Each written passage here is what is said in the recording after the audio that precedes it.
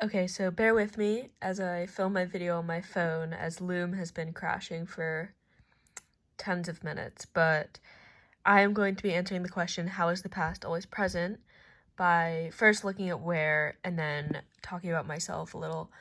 But I think right off the bat, in the transition from part 1 to part 2, we see how Where uses graphics, obviously it's a graphic novel, but to kind of compare the past to the present visually,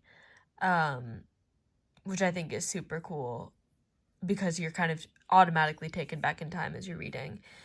But I think, first of all, as we're taken through the book, we're taken through Jimmy's kind of, Miss Kirchie called it, mental escapes.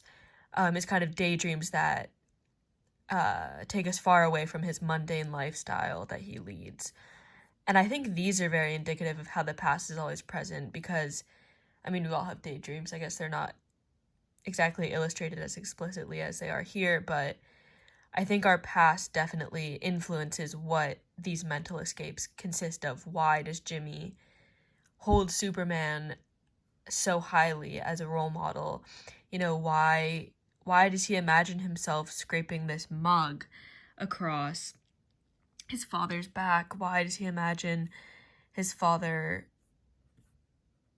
sleeping with his mother up here? But I think if we go down, we also see that Where shows us that, we look at this keepsake. Jimmy longs for this kind of this family, I guess this ideal family happiness. But we see that his past is kind of present through this blueprint journey of where this photo goes. And at least I relate to that. I don't know if it's kind of a stretch, but I don't have the greatest memory. But when I look at things like this photo, or when I think of kind of, why does my imagination run this way? It totally takes me back in time and makes me realize, this piece of my past connects to this piece of my present.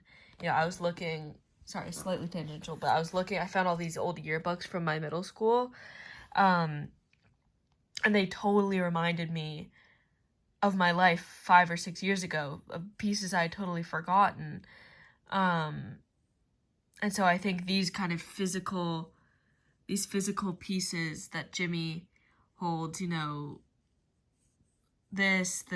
kind of, I also later, the number one dad t-shirt holds so much importance over how our, family background is present in our daily life, as well as the mental escapes.